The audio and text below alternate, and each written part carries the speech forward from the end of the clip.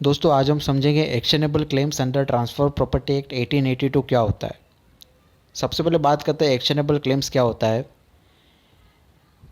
तो actionable claims क्या मतलब समझो, अगर आप अपनी मॉर्गेज में क्या होता है, मॉर्गेज जो होता है आप अपनी प्रॉपर्टी को गिरवे रखते हैं और आपको उस प्रॉपर्टी के ऊपर पैसे मिलते हैं। तो यहाँ पे क्या होता है, जो पैसा देता है उसके पास आपकी सिक्योरिटी है, तो वो हो सकता है आपकी प्रॉपर्टी बेच दे और उसके पैसे वसूल कर ले। ठीक है, तो ये एक्शनेबल क्लेम्स क्या होता है, एक ऐसा क्लेम मतलब ऐसे पैसे आप रिकवर करते हो दूसरे व्यक्ति के पास से जो सिक्योर नहीं है।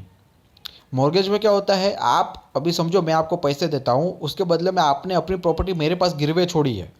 तो अगर आप मुझे टाइम पे पैसे नहीं लौटा पाए तो मैं आपकी प्रॉपर्टी बेच सकता हूँ। तो ये तो हो गया सिक्योर मनी। ठीक है, मेरे पैसे जो है सिक्योर है, मैंने आपको भले दे दिए हो मगर मेरे पैसे सिक्योर है। क्यों? क्योंकि मैं आपकी प्रॉपर्टी बेच दूंगा। मगर एक्शनेबल क्लेम्स में क्या होता है, मैं ऐसा पैसा रिकवर करूंगा आपसे कि जिसकी मेरे पास सिक्योरिटी ही नहीं है। ठीक है, तो आज हम इस वीडियो में समझेंगे एग्जांपल क्या होता है एक्शनेबल क्लेम्स के। व्हाट इज डेब्ट in actionable claim, condition to unsecured डेब्ट, what are the examples of actionable claims. वो जैसे वो पहला एग्जांपल अलग है, दूसरा भी अलग है। तो वीडियो अच्छा लगे तो उसे लाइक करें, शेयर करें, सब्सक्राइब करें। ठीक है, सबसे पहले बात करते हैं डेब्ट for which a person take an action which means there is a claim and he can approach the court for enforcement of the same. मतलब यहाँ पे क्या होता है, आप जो है अपने अपने पैसे जो रिकवर कर सकते हैं दूसरे व्यक्ति के पास से, भले वो सिक्योर है नहीं है वो बाद में देखते हैं, मगर आप क्लेम कर सकते हैं। ठीक है, द डेब्ट हियर इज अनसिक्योर्ड डेब्ट। मतलब यहाँ पे क्या होता है, मैंने अपने पैसे आपको दे दिए मगर मेरे पास कोई सिक्योरिटी नहीं है कि आप लौटाओगे मुझे। ठीक है, मॉर्गेज में क्या होता है, मेरे पास आपका प्रॉपर्टी पड़ा है तो मैं आपका प्रॉपर्टी फ्यूचर में बेच सकता हूँ और उसके ऊपर से पैसे निकाल सकता हूँ। मगर एक्शनेबल क्लेम्स में ऐसा कुछ नहीं होता। मेरे पास कोई सिक्योरिटी है ही नहीं जो आपने रखी है। ठीक है, तो मैं क्या करूँगा, कोर्ट में जाऊँगा और केस फाइल कर सकता हूँ आपको आपके आपके खिलाफ। इसको बोलते हैं actionable claims. Actionable claims choses in action in English law, but laws in India regarding actionable claims are narrow in than in English. यहाँ पे एक्शनेबल क्लेम्स इंडिया में जो है वो काफ़ी नेरो है और बहुत ही मुश्किल पड़ता है कोर्ट में उसको प्रूव करने के लिए। तो there is a difference between actionable claims in mortgage, जैसे मैंने आपको पहले ही बताया। Because actionable claims even if the डेब्ट is unsecure still a person can claim the money from another person by filing case in court. अभी इसके समझने के लिए मैंने आपको एक एग्जाम्पल नीचे दिया हूँ। Mr P gives money to Mr Q for a month, but Mr. Q doesn't give money back to Mr. P. So over here, Mr. P can sue Mr. Q for money recovery under summary suit, for example, order 37 of CPC. मतलब यहाँ पे क्या होता है, मैंने आपको पैसे दे दिए और मेरे पास कोई सिक्योरिटी है नहीं आपकी। ठीक है, तो आपने मेरे पैसे जो है वो यूज़ कर लिए और मुझे आप कुछ रिप्लाई नहीं दे रहे कि आप कभी पैसा दोगे, कि कितना टाइम लगेगा वगैरह। मैंने आपको फ़ोन किया, मैसेज किया, उसका भी आप ढंग से रिप्लाई नहीं देते। तो मैं क्या करूँगा, सीधा कोर्ट में जाऊंगा, आपको एक लीगल नोटिस भेजूंगा समरी सूट का और केस फाइल कर सकता हूं जैसे ही टाइम मुझे मेरा लिमिटेशन पीरियड चालू होता है उसमें। अगर आपको समरी सूट का वीडियो देखना है तो मेरे चैनल पे ऑलरेडी अवेलेबल है, उसमें आपको सारी इन्फॉर्मेशन प्रैक्टिकल प्रोसेस जो कोर्ट का होता है उसके साथ आपको समझ में मिल जाएगी। ठीक है, अब बात करते हैं according to section 3 of transfer property act, actionable claims is a claim of money from another person which is not secured by mortgage or pledge etcetera.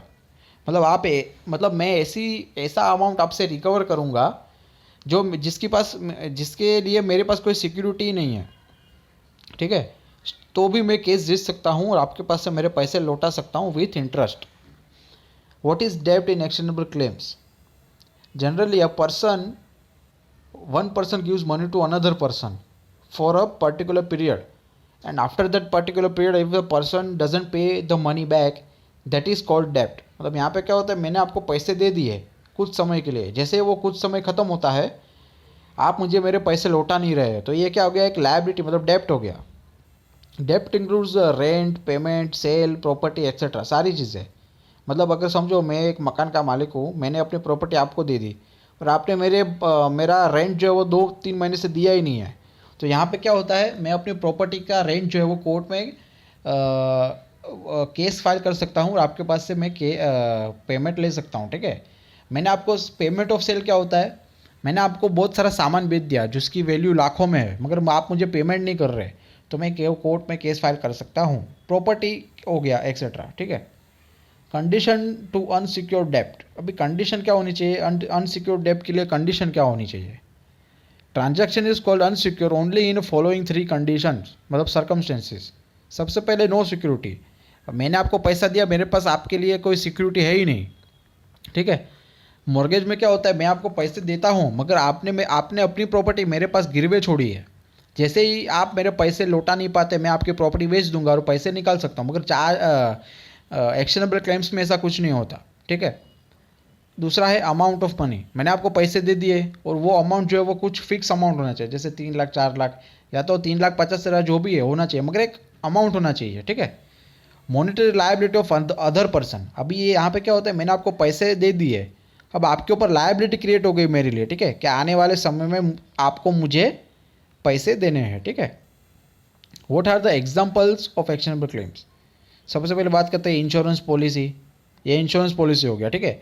मैंने समझो मैं एक बहुत बड़ा बिजनेसमैन हूँ और मैंने अपनी लाइफ इंश्योरेंस किया, तो अगर समझो मैं मर जाता हूँ तो यहाँ पे इंश्योरेंस पॉलिसी का ये ड्यूटी बनता है कि वो मेरी फैमिली को इंश्योरेंस मनी पे करे। Get the purchase money back when the sale is set aside, तो यहाँ पे क्या हुआ, मैंने आपको बहुत सारा माल बेच दिया 7-8 लाख का और आप मुझे पेमेंट ही नहीं कर रहे, तो ये एक एक्शनेबल क्लेम्स हो गया, क्योंकि मेरे पास आपकी कोई सिक्योरिटी है ही नहीं ना, मुझे तो सीधा कोर्ट में ही जाना पड़ेगा आपके पास से पेमेंट वसूल करने के लिए।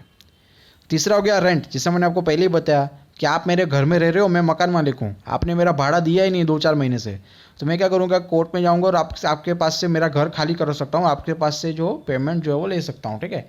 Partners right to show for account of partnership firm, अभी समझो मैं एक पार्टनरशिप फर्म का पार्टनर हूँ और मेरे जो दूसरे पार्टनर्स है वो मेरे को अकाउंट नहीं दिखा रहे, तो मैं क्या करूँगा, कोर्ट में केस कर सकता हूँ और अकाउंट दे सकता हूँ।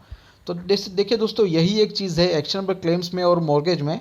एक्शनेबल क्लेम्स में क्या होता है, आपके पास कोई सिक्योरिटी नहीं होती मगर फिर भी आप केस फाइल कर सकते हैं, मगर मॉर्गेज में क्या होता है, केस वगैरह है तो फाइल कर सकते हैं मगर केस फाइल करने की ज़्यादातर ज़रूरत नहीं पड़ती, क्योंकि क्या होता है आपके पास ऑलरेडी प्रॉपर्टी गिरवे रखी होती है किसी ने, तो आप वो प्रॉपर्टी बेच सकते हो, पैसे निकाल सकते हो। मगर एक्शनेबल क्लेम्स में ऐसा नहीं होता, आपको कोर्ट में जाना पड़ेगा और सारी चीज़ें प्रूव करनी पड़ेगी, उसके बाद आपको वो पैसे मिल सकते हैं। तो अगर वीडियो अच्छा लगे तो प्लीज़ इसे लाइक करें, शेयर करें और सब्सक्राइब करें। शुक्रिया।